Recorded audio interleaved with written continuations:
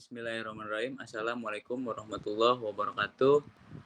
Perkenalkan, kami dari kelompok 5 izin memaparkan materi Makom Ridho dari mata kuliah Ilmu Tasawuf. Sebelumnya, kami ingin memperkenalkan diri. Kelompok kami beranggotakan 4 orang, yaitu ada Uswatun Hasanah, selanjutnya ada Ahmad Noval, yang ketiga ada Alia Putri Dwisari, dan yang terakhir saya sendiri Farinsyah. Dan masuk bab pertama, yaitu pendahuluan yang akan dibacakan oleh Saudara Uswatun Hasanah. Dannya saya persilakan. Oke, terima kasih. Yang pertama adalah pendahuluan. A. Definisi makom tasawuf. Makom dalam tasawuf merupakan istilah yang merujuk pada tahapan atau tingkatan spiritual yang harus dilalui oleh seorang sufi dalam perjalanan menuju kedekatan dengan Allah Subhanahu wa Ta'ala. Makom adalah tingkatan-tingkatan jiwa yang perlu dicapai oleh seorang dalam usahanya mencapai kesempurnaan rohani dan makrifat atau pengetahuan langsung tentang Allah. Setiap makom menggambarkan keadaan tertentu dari hati dan jiwa seorang yang sedang berusaha membersihkan diri dari segala kotoran batin dan mendekatkan diri kepada Allah. Yang kedua ada pengertian makom ridho. Ridho secara bahasa berarti puas atau menerima. Dalam konteks tasawuf, makom ridho adalah keadaan hati yang penuh dengan penerimaan dan kepuasan terhadap segala ketentuan Allah Subhanahu wa Ta'ala, baik itu berupa nikmat maupun cobaan. Ridho berarti menyerahkan diri sepenuhnya kepada kehendak Allah Subhanahu wa Ta'ala tanpa mengeluh, marah, atau merasa keberatan terhadap apa yang ditentukan olehnya. Yang kedua ada pengertian ridho menurut ulama tasawuf. Yang pertama, definisi ridho menurut Imam Al-Ghazali. Imam Al-Ghazali dalam kitabnya Ihya Ulumuddin definisikan ridho sebagai sikap hati yang tenang dan tidak terguncang oleh apapun yang datang dari Allah, baik yang sesuai dengan keinginannya maupun yang bertentangan dengannya. Menurut Al-Ghazali, ridho adalah makam yang berada di atas sabar karena ridho tidak sekadar bertahan terhadap ujian, melainkan juga menerima dengan penuh kasih terhadap apa yang diberikan oleh Allah. Yang kedua ada pendekatan ridho oleh Ibnu Qayyim Al-Jauziyah. Ibnu Qayyim Al-Jauziyah dalam kitabnya Madarij As-Salikin menjelaskan bahwa ridho adalah ketenangan hati terhadap pilihan dan ketetapan Allah. Ia menyebutkan bahwa ridho adalah buah dari kecintaan kepada Allah. Ketika seorang mencintai Allah dengan sepenuh hati, maka ia akan menerima segala ketetapannya dengan senang hati. Menurut Ibnu Qayyim, ridho adalah salah satu derajat tertinggi dalam hubungan seorang hamba kepada Allah, di mana seorang tidak lagi menilai baik atau buruk dari sudut pandangnya tersendiri, tetapi menyerahkan penilaiannya kepada kehendak Allah. Yang ketiga ada ridho dalam pandangan Imam Kusyairi. Dalam Risalah Kusyairiyah menggambarkan ridho sebagai kondisi batin di mana seorang hamba merasa nyaman dengan ketentuan Allah dan tidak memiliki keinginan selain apa yang telah ditetapkan olehnya. Al-Kusyairi menekankan bahwa ridho adalah teladan batin yang tidak terpengaruh oleh kondisi eksternal. Sebelum lanjut ke materi selanjutnya, ada dalil-dalil terkait ridho. Yang pertama itu surat At-Taubah yang artinya Allah ridho kepada mereka dan mereka pun ridho kepadanya. Dan Allah tidak menyediakan surga bagi mereka dan Allah menyediakan bagi mereka surga yang mengalir di bawah-bawah sungai-sungai. Mereka kekal di dalamnya selama-lamanya. Itulah kemenangan yang besar. Dan hadis Nabi Muhammad SAW, barang siapa ridho kepada Allah sebagai Rabb-nya, Islam sebagai agamanya, dan Muhammad sebagai nabinya, maka ia merasakan manusia iman. Hadis riwayat Muslim. Terima kasih. Saya kembalikan kepada moderator. Ya, terima kasih kepada Saudara Uswa. Dan selanjutnya, ini ada kedudukan makom yang akan dibacakan oleh Saudara Alia Putri. Kepadanya saya persilakan. Ya, oke, selanjutnya di sini ada kedudukan makom ridho dalam perjalanan spiritual. Lanjut.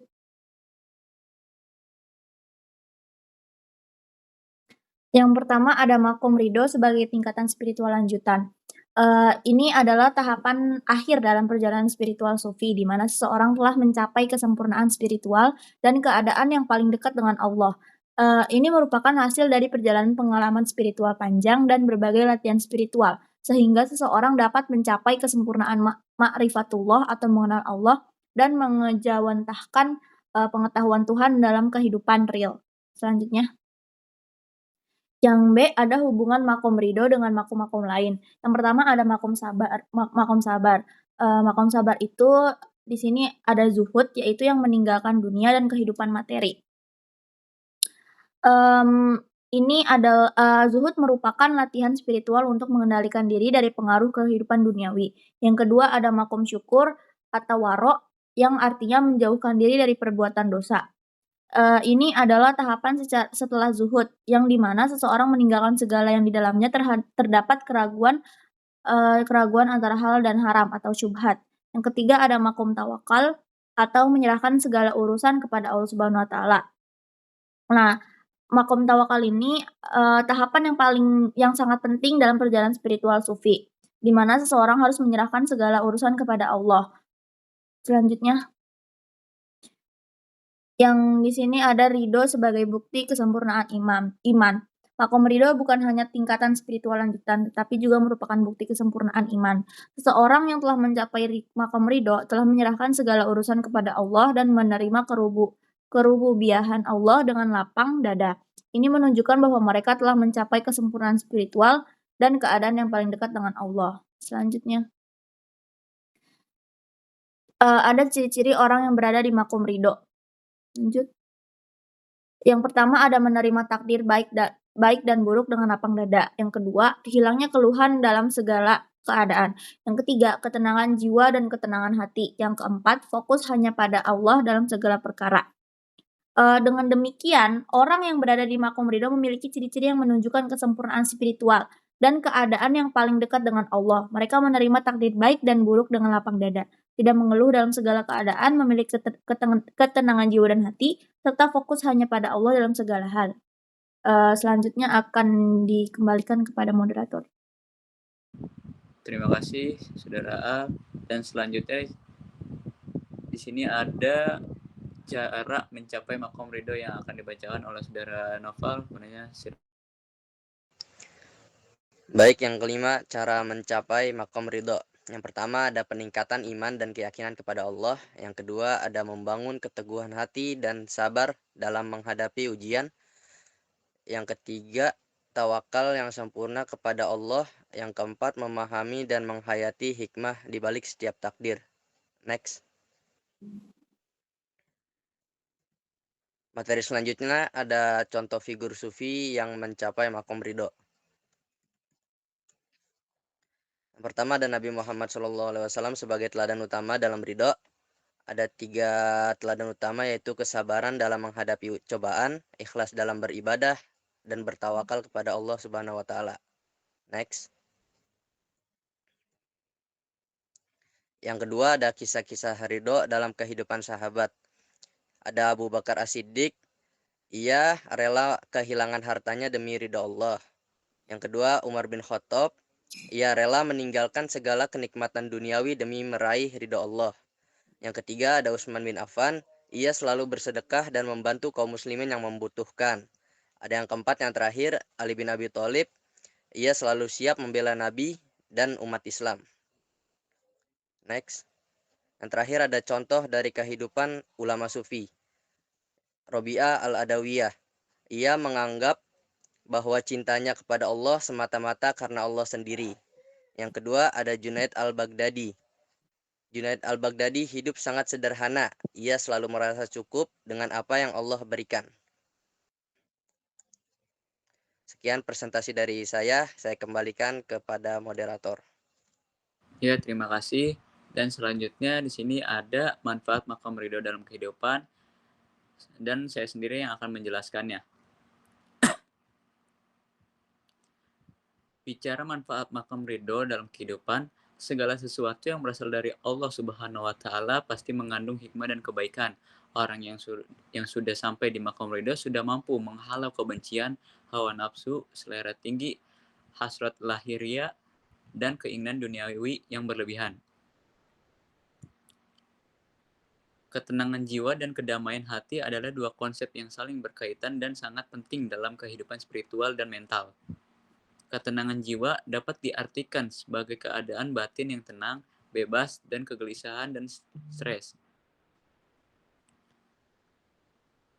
Dalam konteks Islam, ketenangan ini diperoleh melalui iman dan pengingat kepada Allah. Al-Quran menyatakan orang-orang yang beriman dan hati mereka menjadi tentram dengan mengingat Allah. Ingatlah, yang hanya dengan mengingat Allah, hati menjadi tentram.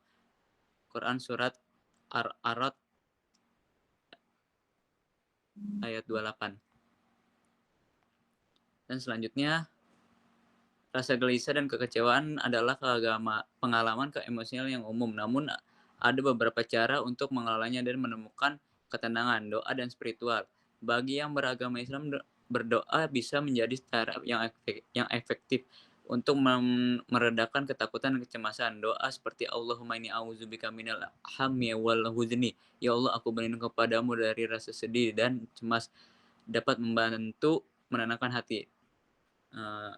Selanjutnya, boleh di slide. Kesimpulan, pentingnya makom ridho dalam tasawuf dan kehidupan sehari-hari. Makom ridho adalah salah satu tingkatan spiritual tertinggi dalam ajaran tasawuf. Makom ini menggambarkan kerelaan dan mempasrahkan total seorang hamba kepada Allah Subhanahu wa taala. Ridho sebagai salah satu kunci kebahagiaan dunia dan akhirat.